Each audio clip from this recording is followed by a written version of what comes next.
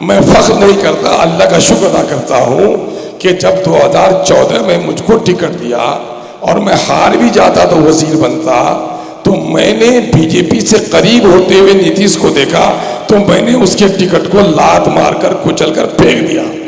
और आज जबकि पूरे मुल्क में मुसलमानों को खौफ के माहौल में जीने के लिए मजबूर किया जा रहा है, कहीं टोपियां उछाली जा रही हैं, कहीं दाढ़ियां नोची जा रही हैं, कहीं गाय के नाम पर पहलू खान और जुनैद का कत्ल हो रहा है, बिहार में कहीं सनोवर का और कहीं गुलनाज को मारा जा रहा है, बिहार शरीफ के मदरसे अजीजिया को जलाया जाता है, 4000 से ज़्यादा इस्लामी किताब और कुरान के नुस्खे नजर आतिश किए जाते हैं, मस्जिद के गेट का मीनारा तोड़ा जा रहा है, कब्रिस्तानों पर कब्जा हो रहा है। और हद तो ये है कि नमाज की हालत में भी नमाजियों को लात से मारा जा रहा है। इस खौफ के आलम में जिसने बर्पा कर दिया पूरे हिंदुस्तान के मजबूरों पर, और आज मौलाना सलमान अजहरी को हक गोई के पादास में जेल के सलाखों में बंद किया जाता है, उस बीजेपी का अगर कोई झंडा लेकर आए, उस नरेंद्र मोदी को कोई वजीर आजम बनाने के लिए आए, तो बोलो वो हमारा दुश्मन है कि नहीं है? खुदा के घर को जिसने तोड़ा खुदा का दुश्मन है कि नहीं है?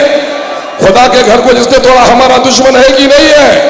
3 तलाक के जरिए से शरीयत पर हमला किया, शरीयत का दुश्मन हमारा दुश्मन है कि नहीं है?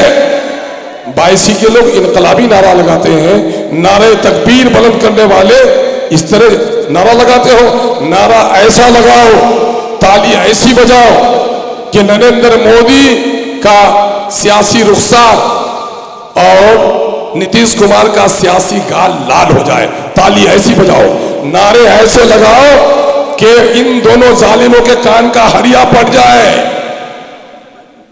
मामला यह है कि इन जालिमों ने हमारे साथ क्या सलूक किया है। 3 तलाक का दुश्मन, 3 तलाक पर बिल लाने वाला शरीयत का दुश्मन है कि नहीं है? तो जो शरीयत का दुश्मन हमारा दुश्मन है कि नहीं है? सीएए का काला कानून मुसलमानों के खिलाफ है कि नहीं है? जो मुसलमानों का दुश्मन हमारा दुश्मन है कि नहीं है? लेकिन मैं ये समझता हूं, मुझ जैसे गरीब और मामूली घर के बेटे को हमारे अमोर के भाइयों ने जिता दिया। अमोर में पहले भी एमएलए था ना, बहुत भारी भरकम आदमी था। कभी अमोर के नदियों के कटाव का चर्चा करने की हिम्मत हुई? और मुझको देखते हो कि लड़ता हो कि नहीं लड़ता हो, सबके लिए लड़ता हो कि नहीं लड़ता हो। आज वोट देने के लिए दिल्ली, पंजाब, हरियाणा, कहां से लोग आ रहे हैं, बैरून मुल्क से आ रहे हैं, और ये कह रहे हैं कि मैं बहन की शादी में नहीं गया था एमएलए साहब, लेकिन आपको वोट देने आ रहा हूं। मैं ईद में नहीं आ सका, मैं आपको वोट देने आया हूं। ए परदेसी नौजवानों, तुम्हारे इस जज्बे को मैं सलाम करता हूं। और ये तुम खुदाई फौज हो, तुम खुदाई फौज हो। बैरिस्टर असदुद्दीन अवैसी साहब के इस कारवां में प्रदेश में रहने वाला नौजवान, मैं दावे के साथ कह सकता हूं कि 99% परदेसी नौजवान आज एमआईएम का खुदाई फौज है, और वो अपने पैसे से काम कर रहा है। क्यों?